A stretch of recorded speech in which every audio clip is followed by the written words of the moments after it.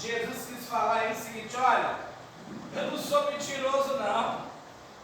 O que eu estou ensinando para vocês vai acontecer.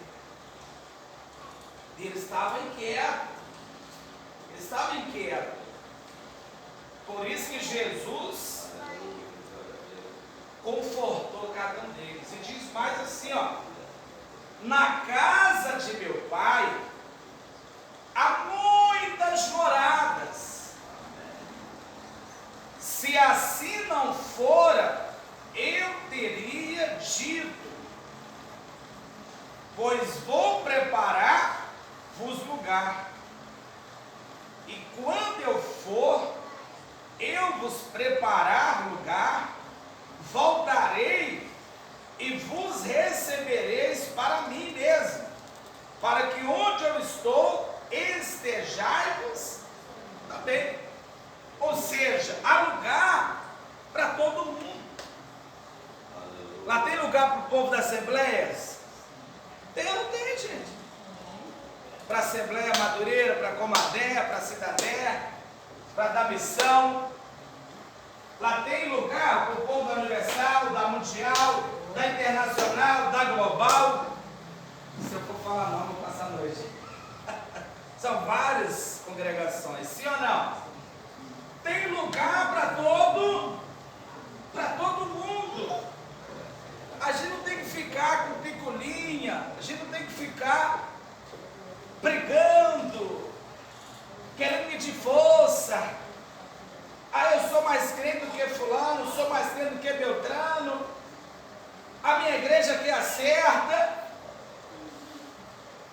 sendo que todo ser humano, ele tem o quê?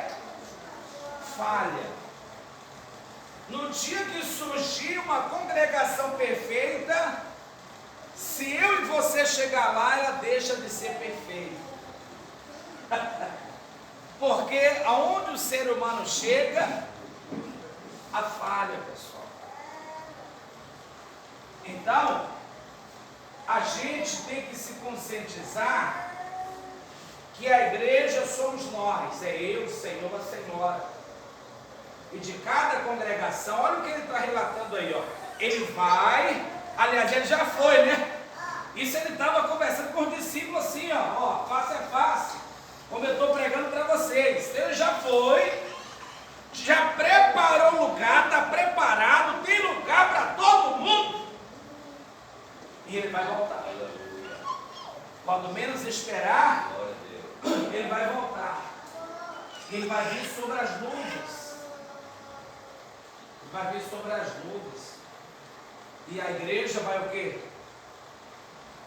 Vai ao encontro, vai ser arrebatado. E quem é a igreja? Hã? É aquele que está em obediência, é aquele que está em comunhão, é aquele que está em fidelidade, é aquele que está à espera, que está se policiando, que está vigiando, que está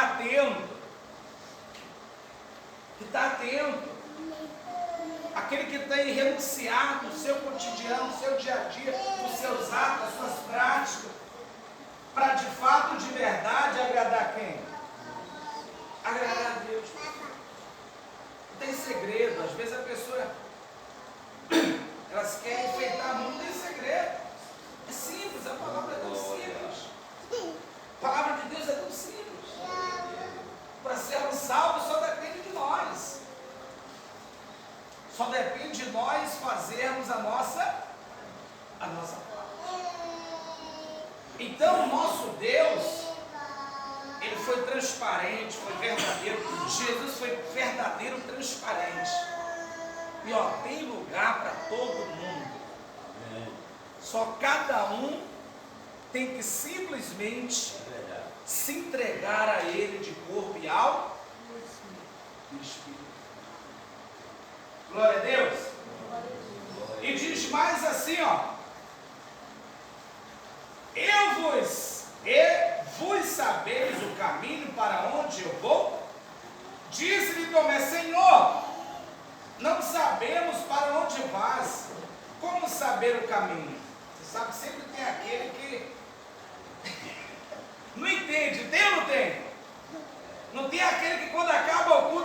perguntar: ô fulano, tu entendeu isso? Mas por que não prestou o quê? Atenção. E Jesus falou para ele, ó: eu sou o caminho e a verdade e a... Ninguém, frisa no teu coração, ninguém chega ao Pai a não ser por mim. Ou seja, todos os outros caminhos é atalho, pessoal. Não há outro caminho. O único caminho que nos leva a Deus é Jesus. Ele é o caminho, Ele é a verdade, Ele é a transparência, Ele é a sinceridade. Não adianta a gente mentir para agradar um ao outro. Não adianta a gente mentir para massagear o ego do outro. Não funciona assim. Não funciona dessa maneira. Quando você menos esperar, vem a ruína da pessoa. E a culpa é daquele pregador que não prega a verdade, que não ensina a verdade. Então é melhor você desagradar o ser humano, mas ensinar como está na Bíblia a verdade. É melhor você entristecer o ser humano, mas você falando a verdade para agradar quem? Porque só Ele pode nos salvar. Então eu sou o caminho e a verdade e ninguém. Não importa se é rico, se é pobre, se é preto, se é branco, se é azul, se é amarelo, se é... Meu irmão, não interessa, ninguém chega ao Pai, chega a Deus, a não ser por Jesus, a não ser pela verdade. Ele é o único caminho. A gente tem que ter essa consciência. Por isso que a palavra de Deus ensina que nós não podemos ser embriagados. Não se embriagueis, seja lúcido. Lúcido, você tem que ter consciência. Nós temos que ter consciência das coisas. Porque, não sei se você já leu na Bíblia, a Bíblia, se você não procurar entendimento, se você não tiver entendimento, a pessoa acaba o quê? Se embriagando. Não de bebida forte, mas se embriagando porque não entende a palavra. Ela lê e não entende. E por isso que ela fica o quê? Embriagada, fica louca. E a gente, se eu for entrar nesse método, eu vou passar a noite e dia te dando exemplo.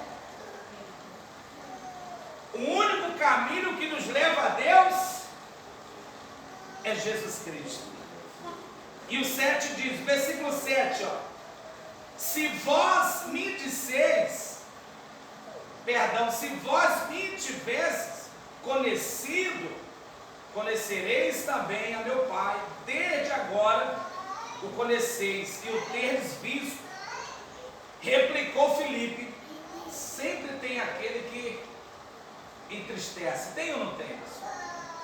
Replicou Filipe: Senhor, mostra-nos o Pai e isso nos basta. Sempre tem, sabe? Tem aquele que só Jesus, pessoal. Mostra-nos o Pai, isso nos basta. É a mesma coisa dele estar falando para Jesus o quê? Até agora eu não creio nas suas palavras. Amostra o Pai. Amostra-nos o Pai.